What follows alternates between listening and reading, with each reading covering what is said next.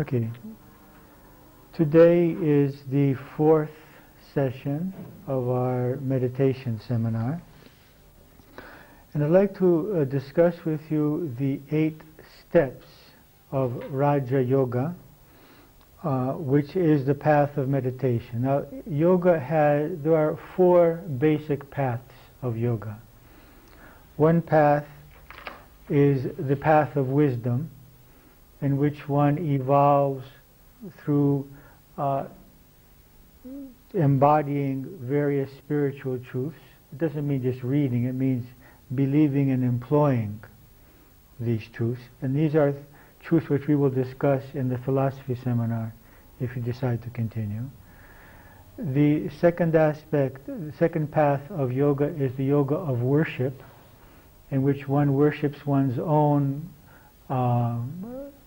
image of God. If it's a Christian, he worships Christ. If it's a Muslim, you worship Allah. If it's a Hindu, you worship one of the Hindu deities. Okay, so it's worship, but it's independent of religion. Each person worships in his own way. And this is also the path of love. It's the path of devotion and love, because when we love a divine being, that divine being asks us to love everyone. For example, if we love our spouse says to us, "You love only me and love no one else," you see. When we love a divine being says, "Well, if you love me, you'll love everyone, because I am in everyone." And so it's the opposite of loving our spouse. The divine being says, "You must love everyone if you love me." Okay. Then there's the path of selfless service, in which one serves and does his actions without seeking any benefit from those actions. This is called karma yoga. The first is called jnana yoga, which is the yoga of wisdom. The second is called bhakti yoga, or the yoga of devotion or of love. And the third is called karma yoga, the yoga of action. That is, one grows spiritually by serving others, but without attachment to the result. We will discuss these at another time. But what we are discussing in this meditation seminar is Raja Yoga, which also means the kingly yoga. And it's the yoga of the control of the mind. And so it's an 8-step process in which we learn to control our mind. And meditation is the 7th step. Well, we can say that what we're doing now is not actually meditation, but concentration, so it's the 6th step. So that when someone starts meditating, they're actually starting at the 6th or 7th step of an 8-step process. And unfortunately, in the West, few schools actually asked the people that they're teaching meditation to employ the first 5 steps. It's not a prerequisite from our point of view, but we would like you to know what these steps are, because meditation is a part of a long tradition, and they have thought this out well, and they have discovered what one needs to do in order to control one's mind, in order to become free from one's mind. Okay? So let's look at briefly, because we're going to go deeply into them as we move on in the classes. Let's look today briefly at what these steps are. The first step is called the yama, which means control, and they are ethical guidelines. Now there are 5 ethical guidelines. It's non-violence, not to be violent in any way; truthfulness, not to tell lies; not stealing; not having greed or jealousy; and sexual moderation. Okay, we're going to discuss each of these separately as we go on. The second step is our 5 disciplines. The first discipline is cleanliness or purity, having a clean body. It's written on the paper that I gave you. A clean body and a clean mind. The second discipline is self-study, which means 2 things. It means studying the self with a small s, which is the personality, and studying the self with the capital S, which is the soul, studying these 2 aspects of our being. The third is difficult to translate into English. It's called tapas, which is a form of willpower, a form of sacrifice or discipline, austerity. We will discuss this in detail. The fourth is devotion. And the fifth is the cultivation of satisfaction. That is, one can cultivate the idea of feeling satisfied. Okay? So these are like the 10 commandments, if you like, the 10 basic rules which one should abide by if one wants to conquer his mind. Now in this system, it doesn't have the idea of sin the way Christianity has, you know, that if you don't do this, you're sinful and you're going to be punished. It's just very simple. You can't get free from the mind if you're telling lies.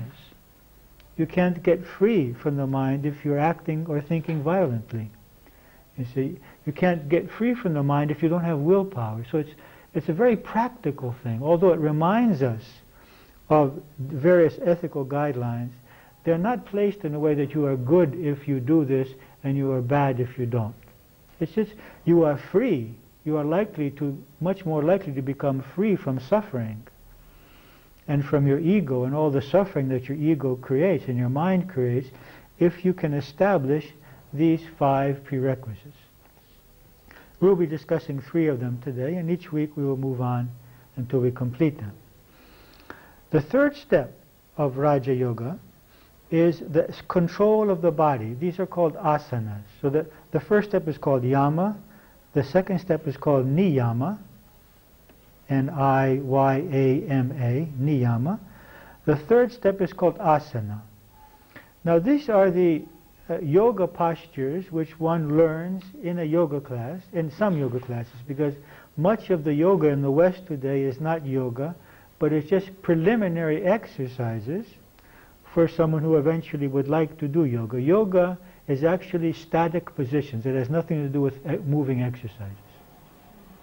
They are static positions which you take, and as you remain in those positions, you allow the awareness to move through the body, removing all resistance, holding, tension, until the body becomes totally relaxed in that position. These are positions which the yogis discovered 5,000 years ago, which would free the body from, and the energy body, the physical body, the nervous system, the endocrine system, and the energy body from any kind of disturbance, so that the mind will be freer. So that any of you that have experienced these asanas will realize they do affect the mind. The mind, when you come away from these, your mind is clearer, it's energized, it's much more relaxed. Okay? So the purpose of asana is to prepare the energy body and to prepare the physical body for us to be able to sit in meditation without having pains in our bodies, without having blocked energy, having a free energy flow, so that the mind can transcend. You see? So it's getting the body out of the way. It's not giving so much importance to the body, it's taking care of it so that it stops being an obstacle. The fourth stage of Raja Yoga is called pranayama. What we said that the word yama means control, prana means bioenergy. So the pranayama, the fourth stage, is the control of bioenergy. Okay? Now, this is usually done by learning to control the breath while controlling the mind simultaneously, learning to do specific breathing patterns. As you learned last week, to breathe alternately through your nostrils. You learn to control the breath by counting, so that we were doing the square breathing, so that we inhale, held, exhaled, and held the air out for the same length of time. And thirdly, by focusing on the energy centers, as we inhale into the solar plexus, hold in the heart center, let it flow up through the neck on the exhalation, and focus on the forehead while the lungs are empty. And this is a form of pranayama. This is called pranayama. This is the fourth step of Raja Yoga. We are learning to control the bioenergy by controlling our breath and controlling where our mind is at the same time, because our mind is moving from one energy center to the other, and it's also counting at the same time. Okay? The fifth stage is called pratyahara.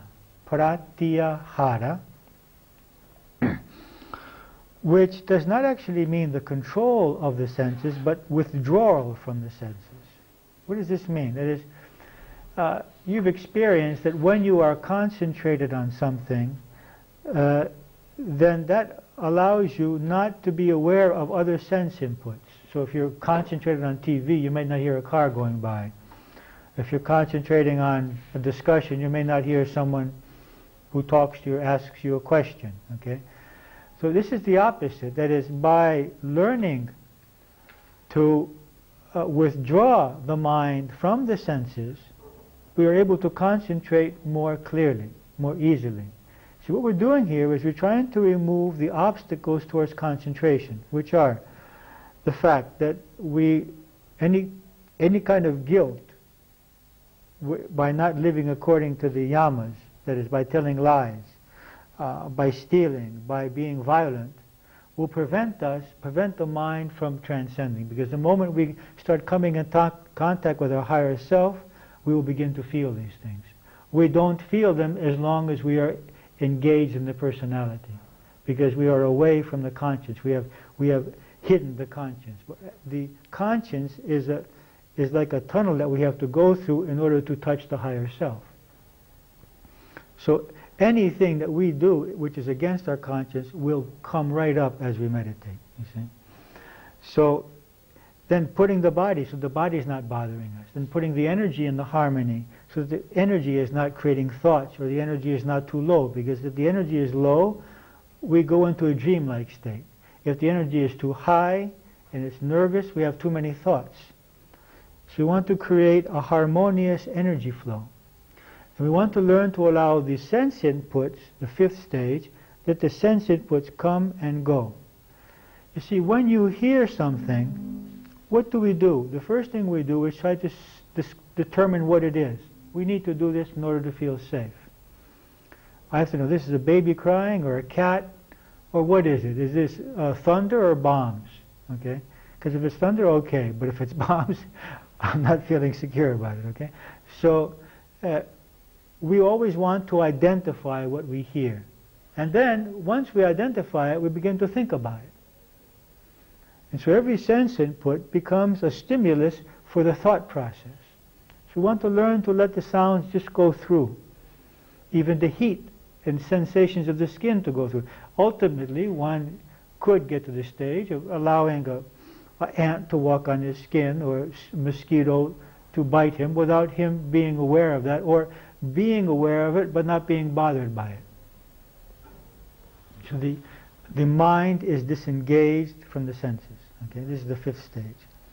And that brings us to, this is, until now, the first 5 stages is called outer yoga. Yoga, which has to do with everything outside of the mind. The senses are outside of the mind. The energy, the body, the behavior are outside of the mind. The last 3 stages are called inner yoga, and they have to do with the mind itself. And they are concentration, meditation, and ecstasy. We will discuss these at a further date. They have to do with, there are various forms of, various degrees or levels of concentration. Okay? So this will be discussed at another time. So this gives you a basic idea of this path of yoga, this path of meditation, of Raja Yoga. That it's not simply that I sit and meditate. It's a way of life. It's a way of behaving. It's a way of having discipline. It's a way of controlling the body, controlling the breath, so that eventually we can control the mind, with the ultimate goal of transcending the mind and experiencing our real, our true spiritual being.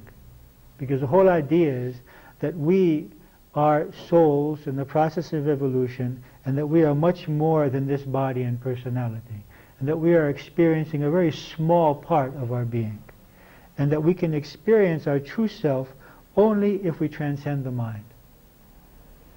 As long as we are in the mind, we will be experiencing the personality. And we can obtain a certain amount of happiness by analysis and by philosophy within the mind, but total freedom and total happiness can be obtained only when we experience our separateness from the body and mind. So let's look now at the first three yamas.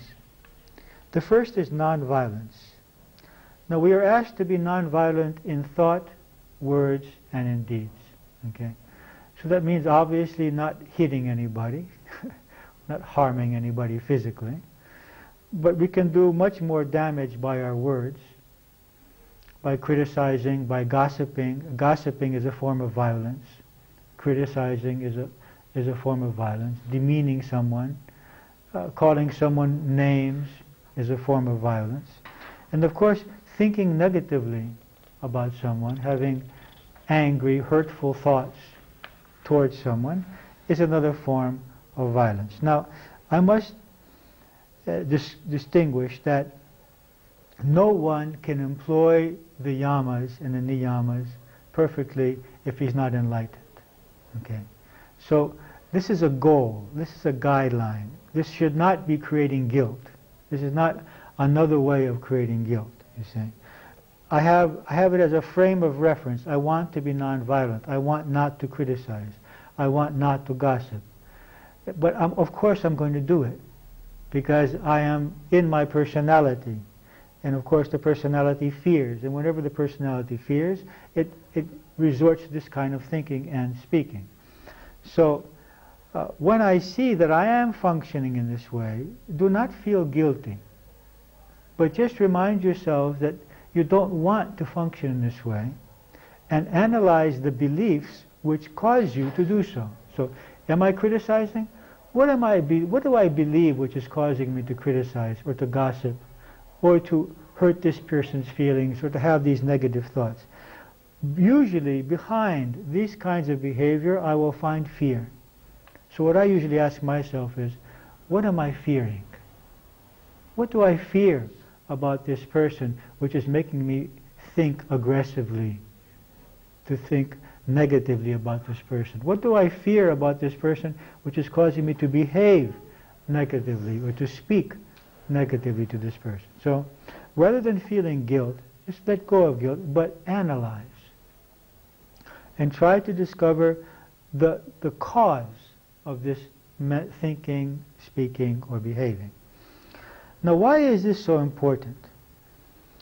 Because what we are doing in these cases is that we are doing to another being what we would not like that being to do to us. This is the only law, actually, in the universe. And so, what happens is that I am functioning outside of my conscience, which means that I will either feel very bad about myself, or I will cover my conscience. In both cases, I can't have contact with a peaceful mind. Because if I'm feeling badly, I can't stop my mind. And if I have covered my conscience, I can't have access to my higher self. Because my conscience is an integral part of my higher self. So it's not a matter of good or bad, evil or good. It's very practical.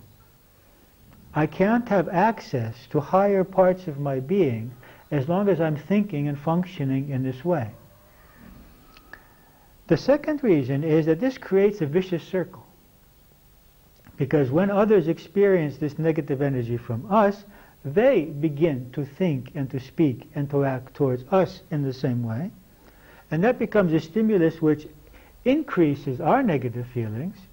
And then we have this vicious circle of negativity between us and the people around us, which is definitely an obstacle towards our happiness in daily life, and obviously an obstacle towards transcending the personality. We just really get rooted into the personality and protecting ourselves from what we think is danger from this other person.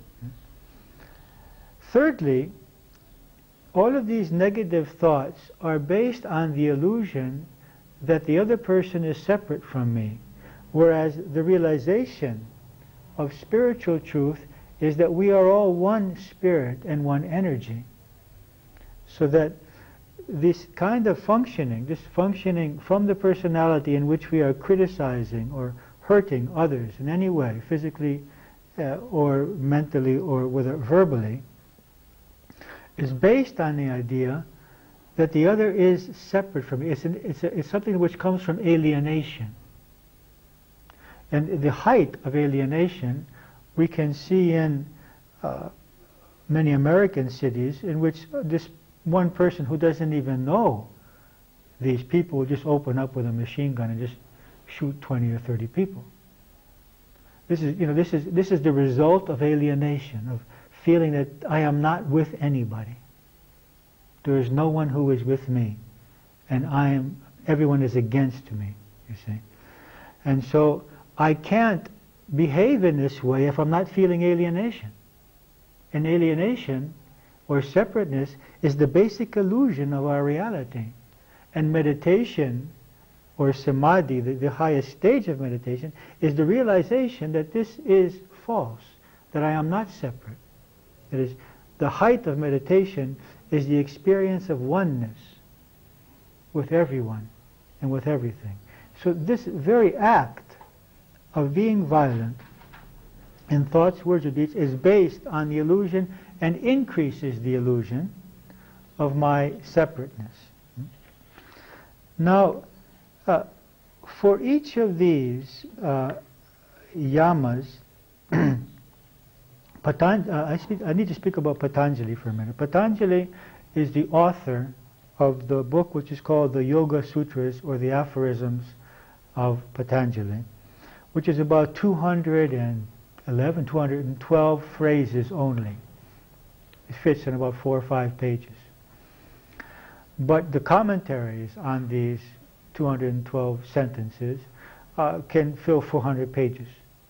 There are literally hundreds of commentaries on Patanjali's Yoga Sutra. It's the basic book for Raja Yoga, or for meditators. Okay, it was written about 300 to 500 years before Christ. Okay, and all this what we're going to learning now in this course on meditation is basically from Patanjali. And for each yama, that is, for each ethical guideline, he states what will happen if a person perfects that. Okay?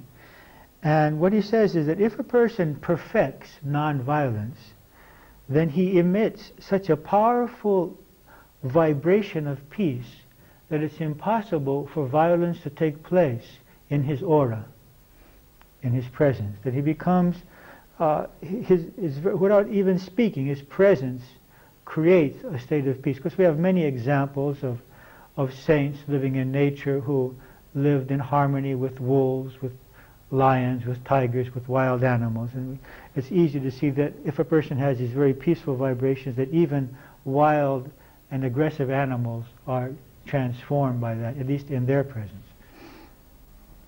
Now, one may say, well, what about peaceful beings like Christ or Gandhi or Martin Luther King, who are all assassinated?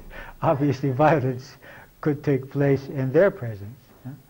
But we have to see this in a different way. These were specific situations in which it was useful for them to be assassinated. I mean, their assassination served the purpose of man's evolution. If Christ wasn't crucified, there would be no Christianity. There wouldn't be this symbol, this lesson, and all of his words would have made no importance to anybody. So he needed to be crucified. I think the same with Gandhi and Martin Luther King. I think their power, or even Socrates, their power became greater. Their influence on society became greater. And they were also perhaps tested in that moment as to how connected they were. But in general, the idea here is that everything functions by sympathetic vibration, so that the more peaceful I am, the more I vibrate in harmony with other people's peace. And the more agitated I am, the more I stimulate other people's nervosity or agitation. So it's a matter of sympathetic vibration. So developing this peacefulness, which is a prerequisite for meditation, but also a result of meditation, is not only useful for meditation, but useful for our daily lives.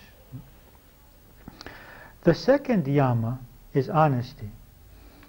Now, I'd like to talk about some versions of honesty, or some versions of not being honest.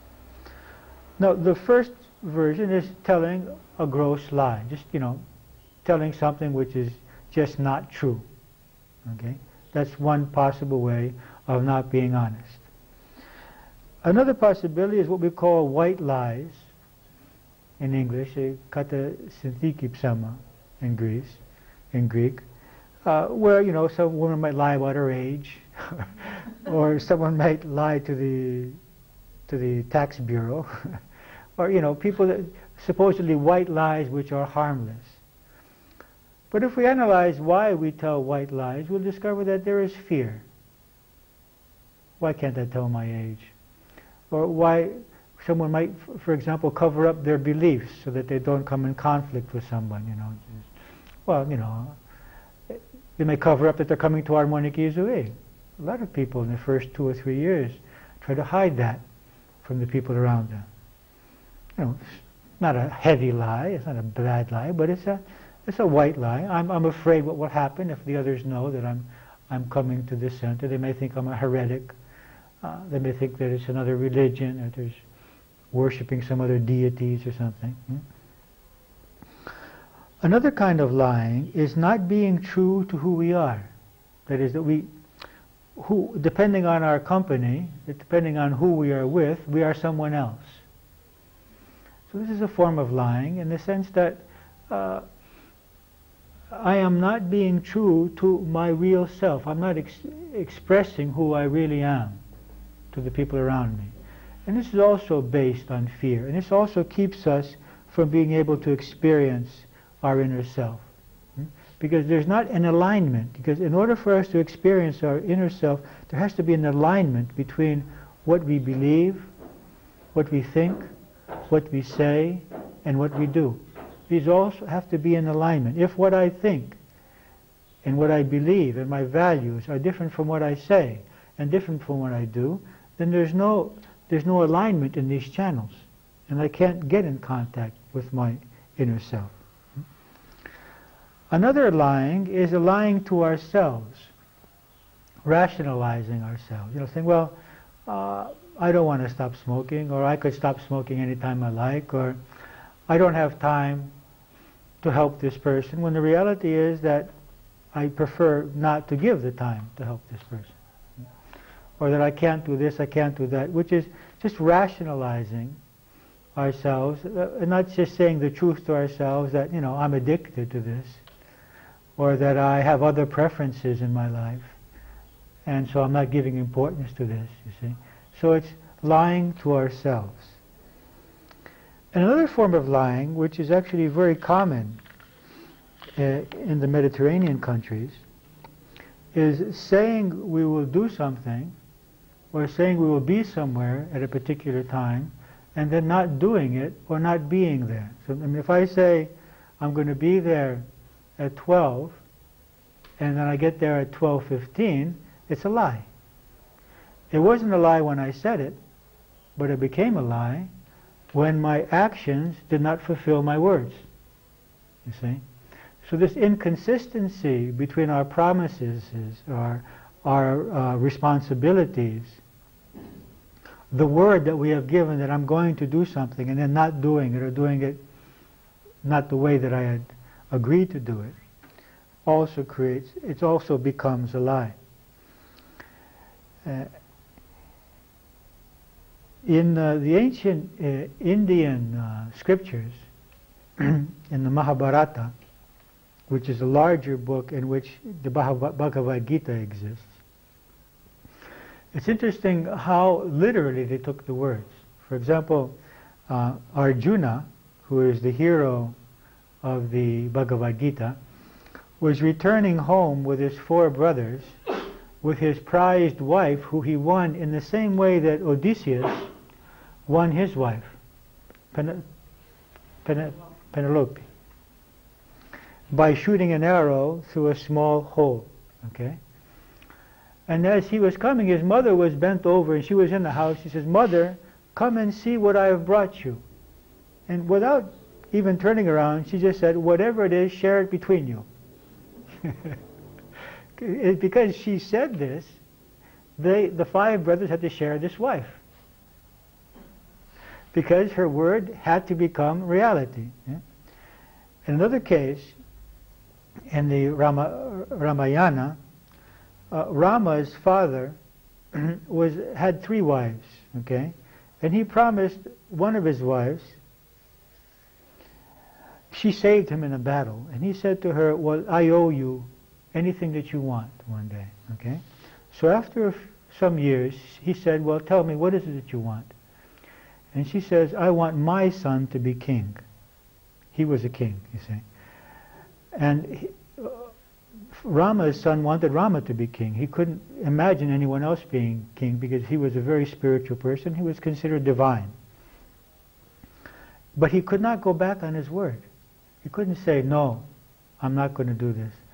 And so he just died, so that he wouldn't have to go back on his word. I mean, so literally, people took their word in those days. I gave my word, finished. There's no discussing it. It means that I lose my fortune. It means that I lose my wife. It means I lose my children. It means that I lose my life. Nothing is more important than that, you see. And so, what Patanjali says is that once someone perfects honesty, the power which he obtains is called sankalpa, the power of manifestation. That is, whatever he says or thinks becomes a reality. This could even become the power of materialization, so that if he thinks of an apple, he could actually materialize an apple. If he thinks of someone being healed, that person will be healed. That is the power of one's thoughts affecting material reality. It's called sankalpa. And this is the power which Patanjali claims will be obtained if someone perfects truth. That is, always tells the truth, is always himself, doesn't lie to himself, and is always consistent in whatever he promises and whatever he says he will do. Now, what are the reasons that we tell lies? First of all, it's the feeling of separateness and it's the feeling of being vulnerable, and we try to protect ourselves by lying. Okay? We're trying to protect our self-worth, and so we lie about ourselves. We try to hide our weaknesses, our mistakes, our fears, or we try to exaggerate about who we are and try to blow ourselves up in other people's eyes by bragging. So it's basically a lack of self-acceptance, a lack of self-confidence, and a fear basically of losing something. It could be a fear, we might tell lies to the tax bureau in order to fear of losing money, you see. So all lies, or we fear losing someone's love, or losing someone's acceptance, or someone's respect. Okay, so behind that there is fear. Okay, so we can understand why, if I am functioning out of fear, it's impossible to transcend the mind, because fear is a function of the mind. I'm not going to be able to succeed in my meditation because there is so much fear in the mind, which is causing me not to be truthful. We might also tell lies in order to avoid conflict. That is, either because we're afraid of being hurt in conflict, or we just can't stand conflict anymore, or we might also avoid telling the truth in order not to hurt the other person. Now one might say, well, this is okay, and it may be okay in some situations. But what I have realized in my life is that usually, perhaps not always, but usually when I was afraid of telling the truth to someone because they may get hurt, the reality was that I was afraid that I would lose their love if they got hurt.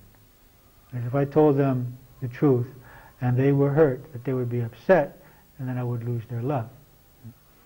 So we really have to search more deeply and to see really the reason I'm not telling this truth is to protect the other or to protect myself. We have to be clear about that. Of course, there's always the possibility of not speaking at all, which is not necessarily a lie. If no one asks us, that's a possibility. Okay. The third yama is non-theft, of not taking something which belongs to us. Now, there are two aspects of non-theft. What I'm going to present to you, you may not accept. Okay, in this seminar, you are free to accept anything and not accept anything. Okay, I'm just presenting you some thoughts which have come to me throughout these years as I'm trying to see reality. Okay, I believe that that as spirits, we have been given a certain amount of energy on this earth. And that energy can be in the form of human energy, it can be in the form of money, it can be in the form of possessions. And that we are being tested in the way we use this energy. That is my time, my mind, my energy, my talents, my money, my possessions. Okay, this is all my wealth. Okay, so non-theft consists of two things: how I obtain my wealth and what I do with it. Okay, so how I obtain it. There are two. We use the word dharmic. Dharmic means proper ways, righteous ways. Okay, two dharmic or righteous ways of obtaining money. The first is by inheritance. Okay, so whatever I inherit is okay. But that doesn't mean, there could be an inheritance and someone could steal it from me. Okay, I could seek to get it in every legal way, but if it doesn't come to me, then it means it wasn't to come to me. Okay, but I can seek to have it. Okay, so one thing is by inheritance. The second is by work. Okay, now by whatever work I do in this life. Now, the prerequisite for the work is that is called dharmic or righteous when I would be very happy to be on the other side of this transaction. We're not even talking about stealing outright. I don't think any of you are burglars, are you? You've given it up, I suppose. So we're not even talking about outright going into a store or a home and stealing. That's out of the question. Okay, we're talking about the subtleties of stealing. Okay, so if I'm selling oranges, and at the bottom of the crate I have rotten oranges. Okay, or if I'm building a house and I would not like to live in that house because I'm putting more sand and less cement, so the next earthquake is going to fall down. Or if I'm a lawyer and I would not like to pay that amount of money that I'm taking for being represented. Or if I'm a doctor and I would not like to pay that amount of money for the work that I'm giving. Or if I'm an employer who would not like to be an employee who is being paid that much for the work that he's doing. Or if I'm an employee who would not like to be the employer who is paying me because I'm drinking coffee and smoking all day long, then I would not like to be on the other side of this transaction. You see, so this money is not righteous because I am gaining it in a way in which I am doing to someone what I would not like them to do to me. Or perhaps I'm not doing to someone what I would not like them to do to me. So we have to look very clearly at all of our transactions through which we obtain money. Would I be very happy to be on the other side of this transaction? To buy this for this amount? To pay this much for this service? Or if I'm giving a service, this is a good service that I'm giving? Am I giving my heart to it, you see? So this is one aspect, a very important aspect. So each person needs to ask himself this question in the way that he is earning his money in life. I've seen cases of doctors taking envelopes from people that have no money. They had to borrow money to give these envelopes. And these doctors have yachts and 2 and 3 houses. And it cannot be dharmic money. Okay. But this could be anywhere, any situation, any profession. This is an obvious example of non-dharmic money, okay? Not righteous money. It's a form of stealing. Now, the second thing is what we do with our money. Because you see, the problem of the earth is not that there is not enough resources. The problem of the earth is that the resources are not distributed properly. There's plenty of resources for everyone on the earth to have health, to have a very nice house, to have everything that they need, a good education, electricity, water, something which I think about 70% of the earth does not have. About 70% does not have. And this is because the energy, the economic energy, is being accumulated in some places and not flowing freely. It's like as if it's an organism, as if the blood in my body is all going into my right leg and there's nothing in my left leg. Both legs are going to suffer. The right leg is going to suffer from too much, and the left leg is going to suffer from too little. And both are going to be diseased. So by having too much, I'm going to be diseased in one way, and having too little, I'm going to be diseased in another way. So there is a dharmic use of money. And what is that? Or of resources in general. I'm not just talking about money, I'm talking about land, houses, cars, everything. Time, energy, mind.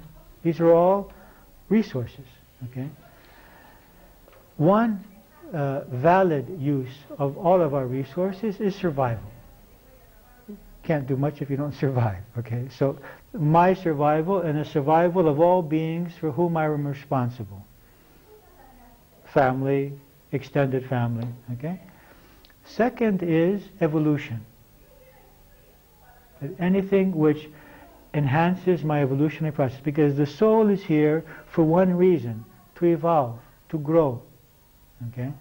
So in evolution there could be also education, traveling, maybe there's all kinds of traveling, but pilgrimages and traveling in order to enhance one's spirituality. But just traveling to drink and eat would not be included. A certain amount of clothing is necessary, but having 40 pieces of clothing which I never touch doesn't help humanity. It's better for that to move. Spending tremendous amounts of money for a painting which is going to be on my wall, $1 million for a painting which I read sometimes, when that money could be used for education, for health, for a better transportation system. So it's a matter of reevaluating our value system, because our value system is what we are. So how can I transcend a mind which is so focused on itself and so alienated from the whole? I mean, how can I have so much when others have so little? I'm obviously not feeling unity. How can I be so indifferent to what's happening around me and see people starving? I mean, every day 40,000 children die because they don't have nourishment. That's every day. Today 40,000, tomorrow 40,000, Friday 40,000, Saturday 40,000. Not because there's not enough energy or resource on the earth, because it's accumulated. Okay? So it's difficult for a person who really wants to grow spiritually or move in higher levels of meditation to ignore this fact. And he has to see, what are my resources and how can I use my resources for the real purpose of life, which is survival and spiritual growth. Now you could add to that creativity, all kinds of things could be there, but accumulating clothing or accumulating furniture or accumulating houses, accumulating things which are not being used is like stagnant energy. Better to sell them, use that money to go do some good for the planet. Okay? I'm not saying this to try to create any form of guilt. We have every right to enjoy a nice life, have a car, have our house, have warmth, have running water. There's no need to give up all of these things. But we have to find a balance between that and the realization that just a few kilometers away, there are people living in tents. And there are people living on the street. And that the educational system is not very good and it can be improved. And there are so many things that we could do with our time. Because I'm not talking just about money. I'm talking about time. I'm talking about our minds, our energy. We could give them to humanity. Okay? And the process of spiritual growth has this in it. I mean, when one grows spiritually, one becomes more interested in his fellow being. It's difficult anymore to ignore that. I mean, it gradually becomes impossible just to do things for pleasure. I mean, one wants to seek a better society because we complain about society. We complain about theft. We complain about violence. But theft and violence will always be there as long as there is inequality. As long as there is inequality, there will be theft and there will be violence and there will be strikes and there will be hatred. It's very natural. I mean, if we were in that position, we would be feeling all of those things. You see? So if we want to heal ourselves and society, we need to look at this issue at some point. At your own rate and in your own way. Why do we hoard? Why do we accumulate? Well, the first reason is insecurity. Okay? We're afraid of what might happen in the future, and so we don't know how many million. We're talking about drachmas now, not dollars. How many million drachmas I need in order to be safe, because I'm not going to take it with me. Of course, some people may think they're going to take it with them. There's an interesting sideline, it's rather humorous. There is now a company in America where you can leave your money just before you die, and leave, if you believe in reincarnation, and leave some answers to some questions where if you can remember them when you're reborn, you can get your money. Really. It's true. I mean, many people believe in reincarnation now. Why shouldn't they take it with them? I'm not telling you, it's not a joke, huh? So, if you want to take it with you, there is this possibility, okay? So you can put it in this account, and after 50 years, when you're reincarnated, you know, you can, if you remember that it's there, you can go and tell them the answers, you know, and you get your money and keep going on. But otherwise, you're not going to take it with you. So how many million do I need to get to the end of the road? Okay. Yeah, some people are satisfied with a few. Others are not satisfied with unlimited amounts. We need to think. So one is insecurity. Another need, another reason is greed. You know, the pleasure of having. It's also power. It's also a form of, you can have power over people. You can buy friends. You can buy things. You know, it's a form of power that you can have on the earth plane. And also, I suppose many people gain affirmation and self-worth by having a lot or having a nice place or an impressive place or impressive things or an impressive amount of money. These are needs. These are ego needs. But obviously, they can be an obstacle to the growth process. Okay? And they're obviously an obstacle to social harmony, both being violent and telling lies and accumulating or selling things which are not good or cheating people in our transactions. All of these are not only spiritual problems, but they're practical problems, which are creating a society in which it's very difficult to be happy, which is very difficult for harmony to be created. And it's just, whatever is spiritual is also practical. That's what I've seen in my life. Whatever functions spiritually also functions practically. As we move towards a more spiritual life, practical life becomes much nicer. Okay, so these are the three yamas that I would like you to think about this week. Non-violence, it's not thinking or speaking or acting in violent ways. Being truthful, and thinking about our resources and how we're gaining them and what we're doing with them. Just think about it, and we can discuss it next week if you want. So let's do our meditation now, and then any questions that you have, we'll do after the meditation, okay? To take a sitting position.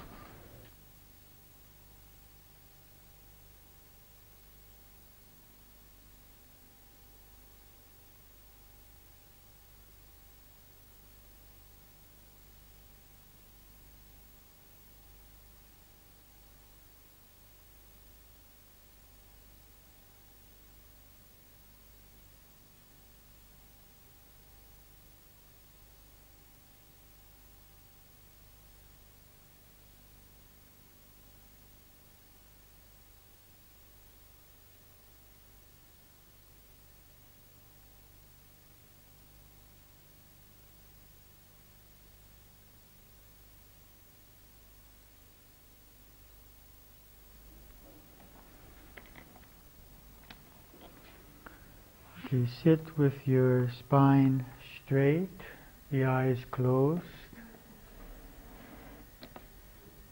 Begin to breathe slowly and deeply.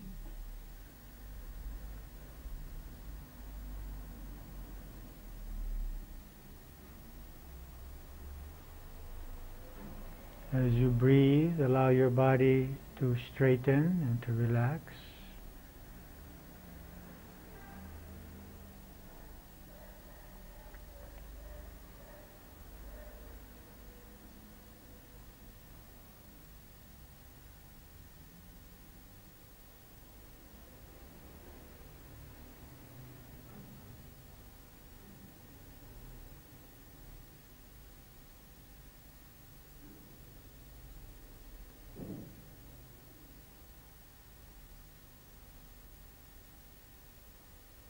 Now we're going to begin the alternate breathing in a relaxed way. Bring your right arm, close your right nostril with your right thumb, exhale through the left nostril, and inhale through the left nostril, close the left nostril with your last fingers, with the index finger towards above, exhale through the right, inhale through the right. Now continue alternating the nostrils as you count your breath so that the inhalation, the retention, the exhalation, and the abstention are of equal length.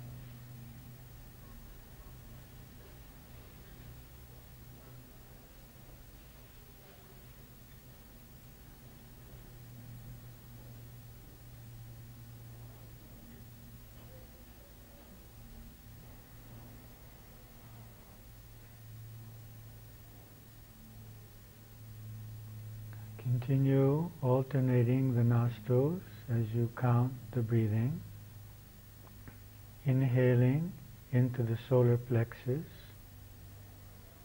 holding in the heart center, exhaling through the neck upward, abstaining in the center of the forehead.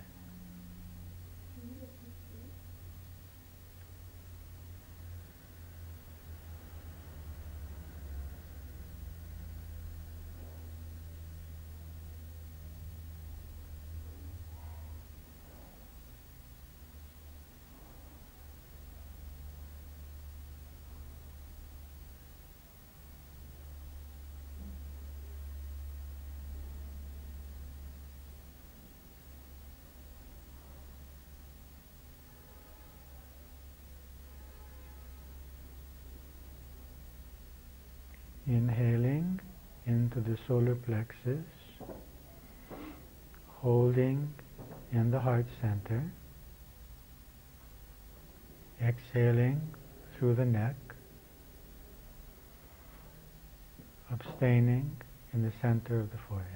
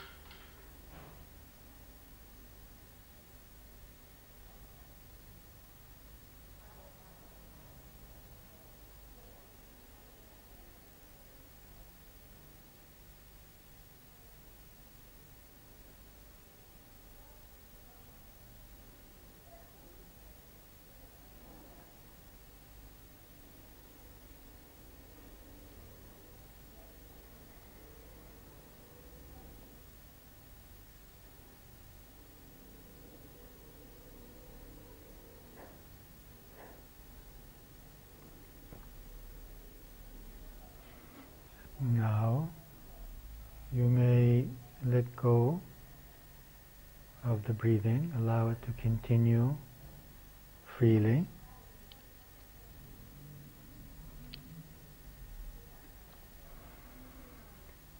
Check your body, allow it to be straight.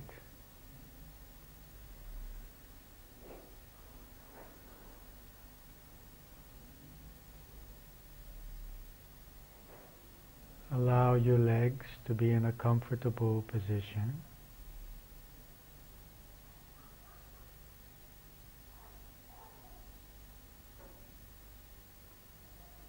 Allow your abdominal muscles to relax.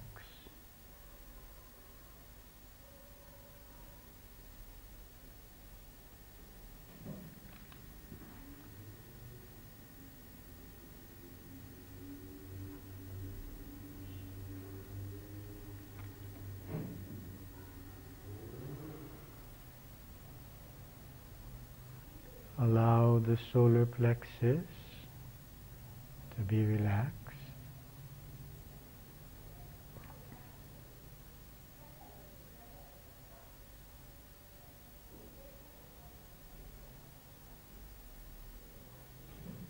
Feel your shoulders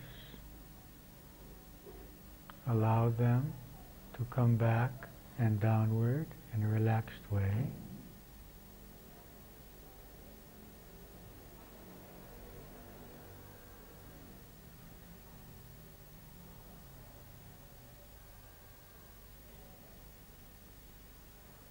Allow your neck to be straight and relaxed.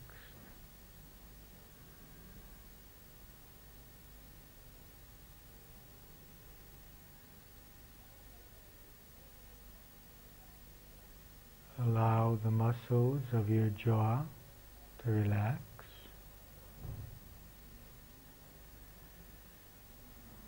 Allowing the tongue also to be relaxed.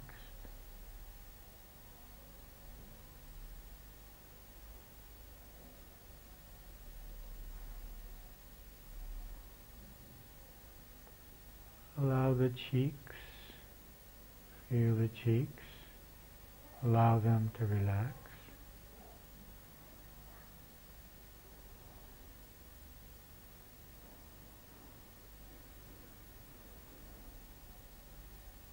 And the eyes,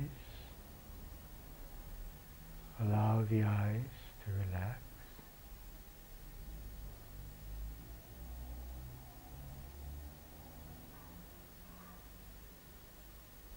And focus on the center of your forehead, allowing it to relax.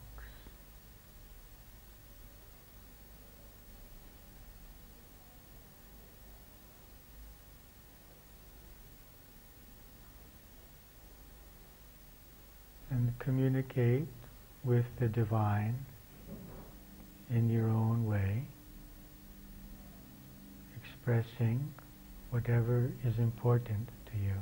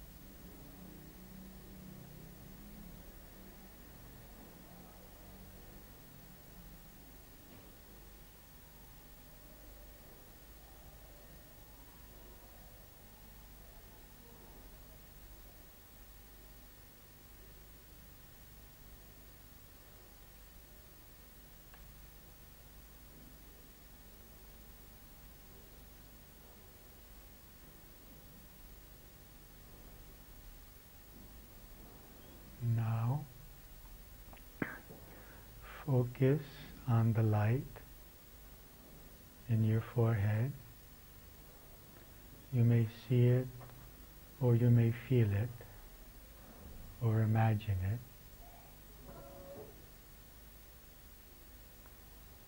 And allow the vibration of light, the sensation of light, to fill all of the head,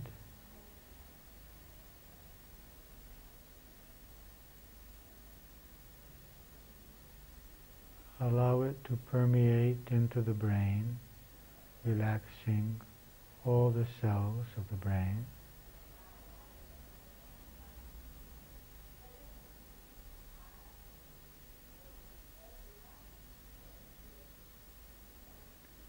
Allow the light to flow into your face, relaxing more deeply all the muscles of the face.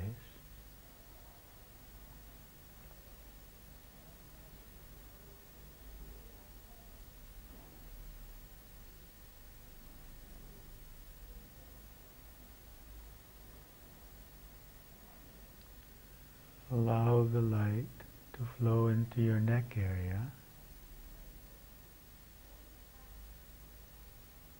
to relax it.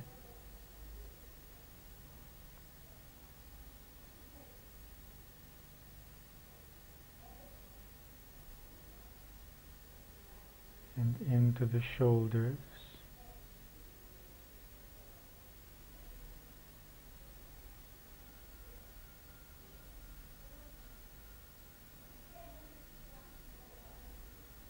into the arms,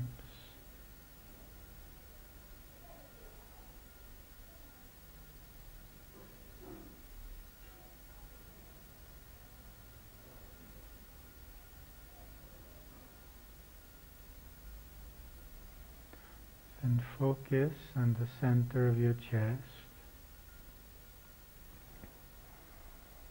sensing the light source there, like the flame of a candle or the sun shining in the center of your chest.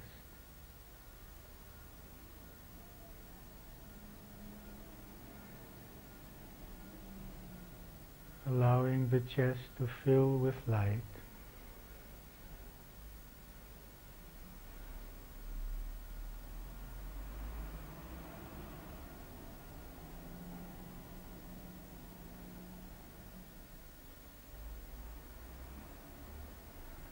Allow the light to flow into the solar plexus, relaxing.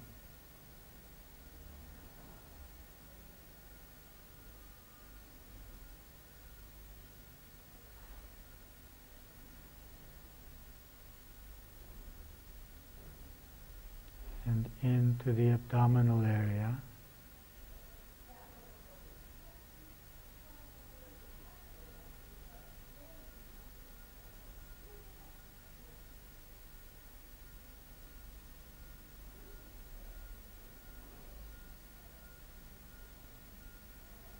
And even into the legs.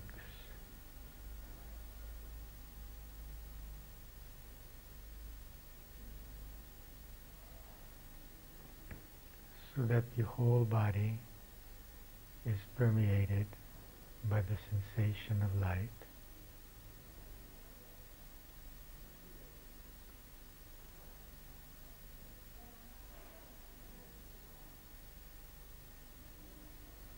And the light expands, surrounding the body.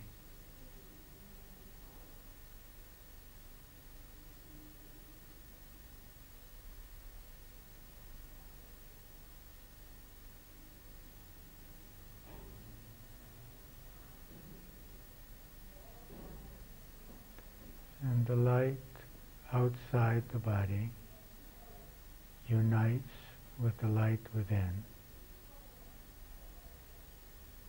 And we experience ourselves as light, as energy, or as consciousness,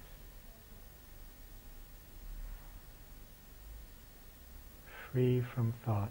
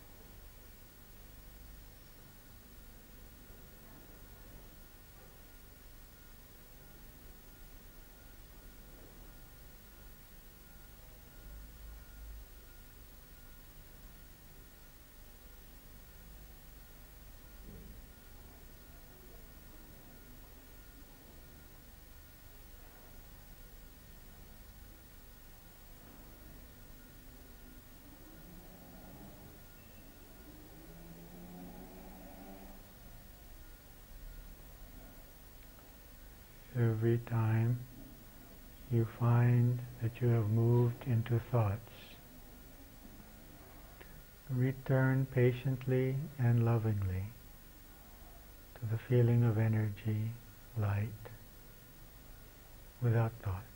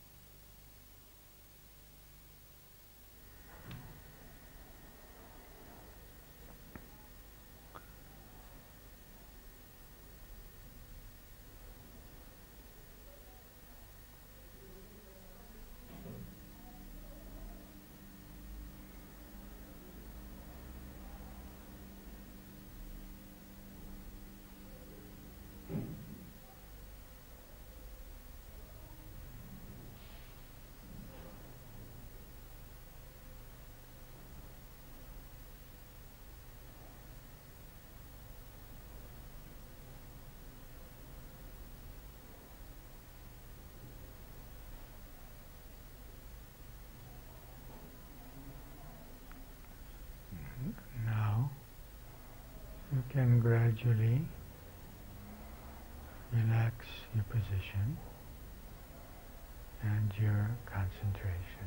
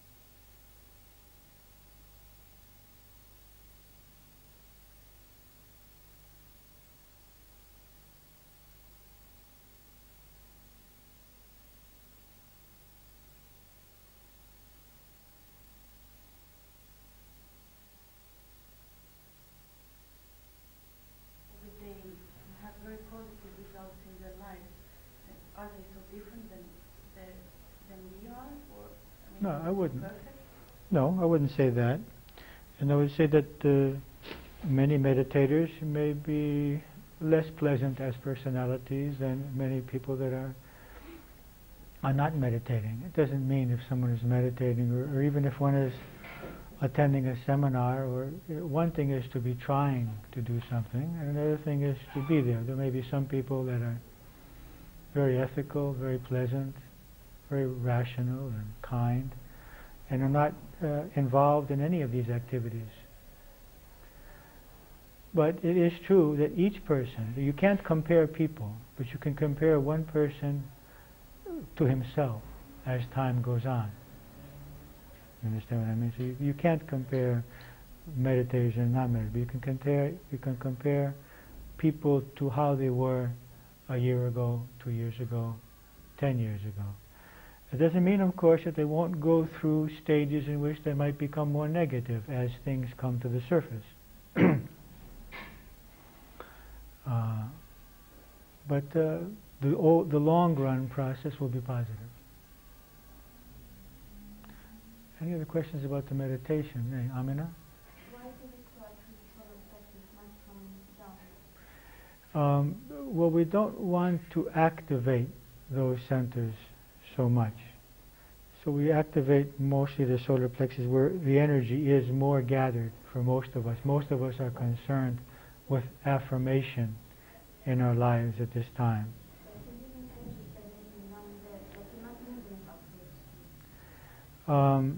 It's not beneficial in the beginning. Actually, the first chakra that one should try to open is the heart center, and then the forehead center, and then work with the other centers. Yes. Otherwise, there's a danger of activating parts of yourself which will cause you to lose balance. If you don't have love and you don't have wisdom, which is the heart center and the forehead center, and you open up these centers, then they could cause you to lose your way. What do you mean by when you start working on the other centers? In our morning keys, we never focus on the lower centers. Now, there are some Chinese forms of meditation. First of all, most forms of meditation, you don't focus on the chakras at all. Okay? When you feel a mantra, you don't focus on the chakras. If you're focusing on Christ, you don't focus. So it's 80%, or I'd say 90% of all meditations have nothing to do with the chakras. Okay?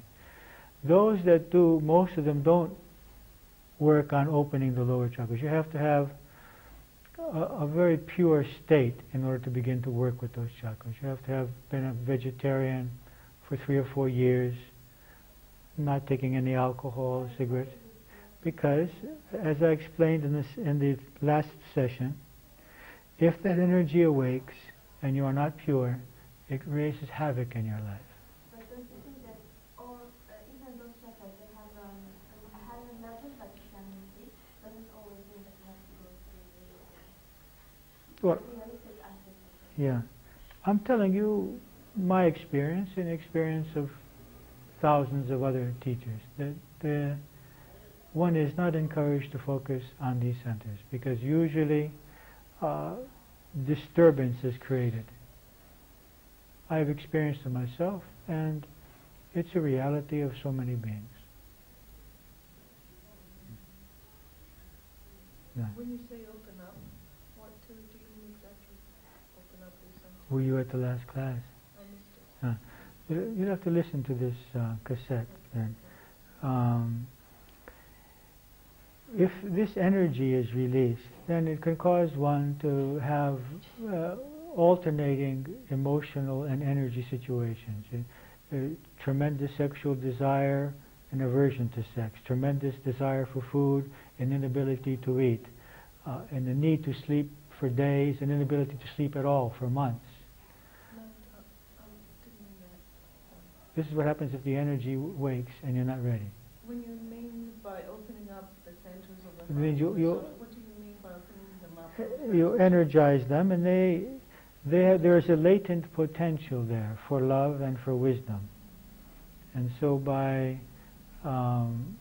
focusing on them and energizing them, or freeing them through analysis or prayer or work or various ways, you increase their functioning, which means you increase the amount of love and you increase the amount of wisdom. So if you're focusing on the lower centers, you're, in a sense, increasing the need for pleasure, increasing the need for security, you see.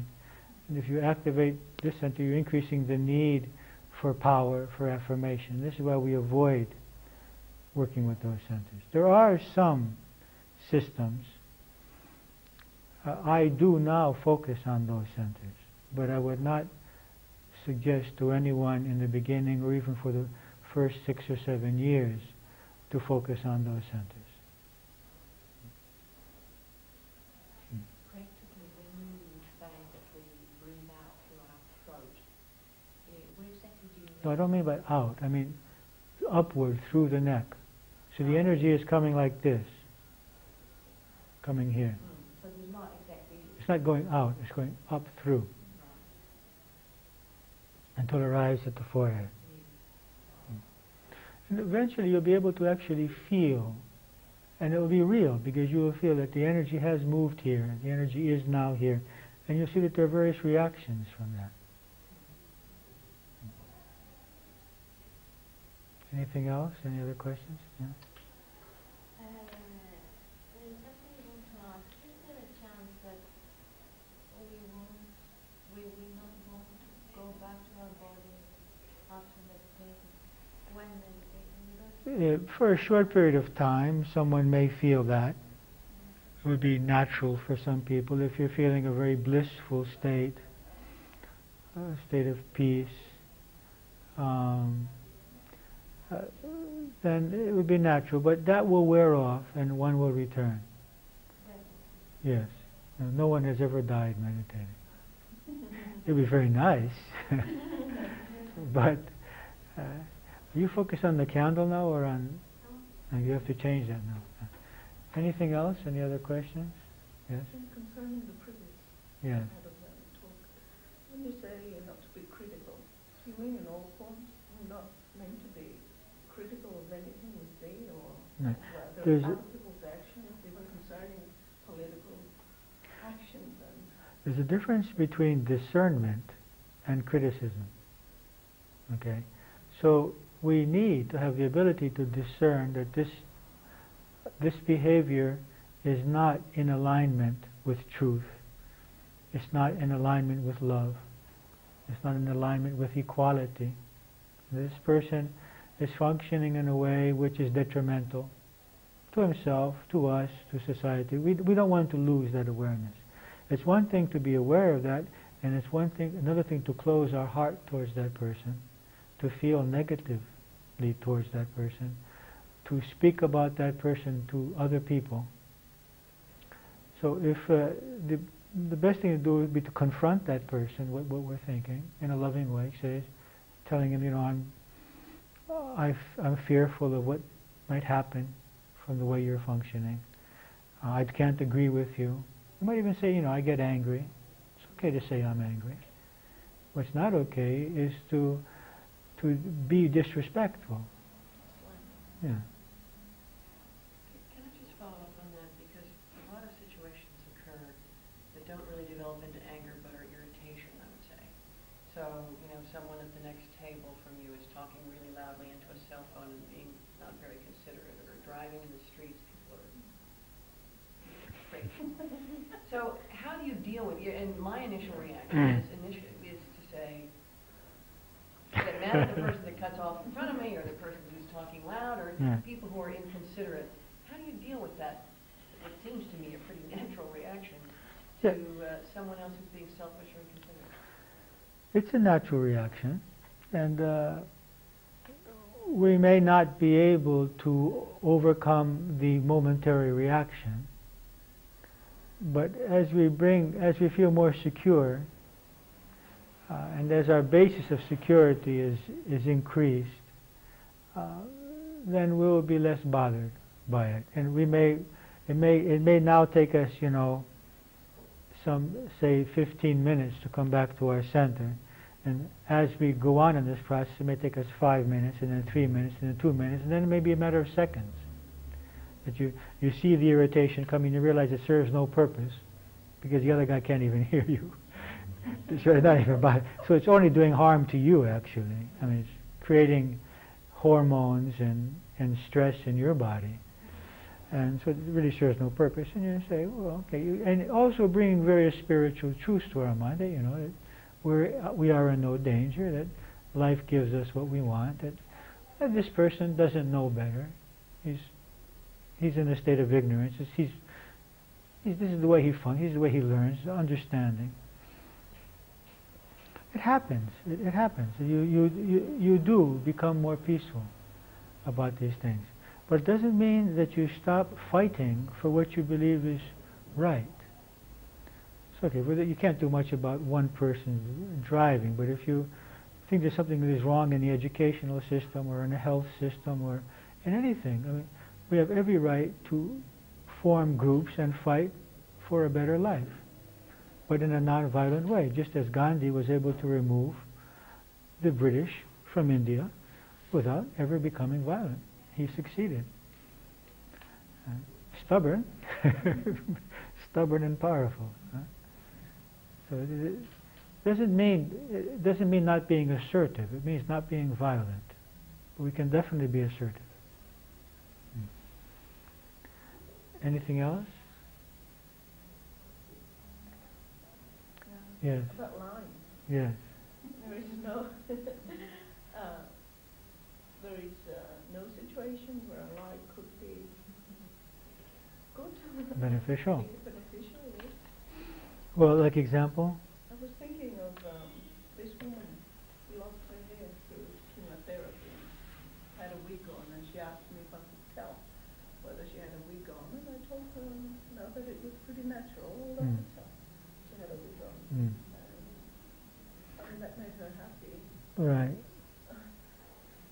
Well, I don't think. Difficult for me to say otherwise. I don't think you're going to be prevented from enlightenment for that, but. But you know, it would be wonderful to be in this state, to just have the time to sit with this person and say, you know, it does show, but you know, this is not really important, and your self-worth has nothing to do with how you appear. And you know, it would be great if we could do that. Of course, that person may not be ready for this, and we might say, yes, it looks fine, but at some time, you know, we might find a chance to speak with this person about this, you know. why don't you just go without hair? I've seen a lot of women who have done that and just did it. And you can feel good about yourself when you can just be yourself without hair. And it's a form of self-acceptance. So it's not so serious, okay? There's a lot of worse things that we're doing in life. No, because Yeah. Yeah, well, I mean, that's okay. Anything else? Okay, have a nice week. Try to meditate daily, okay?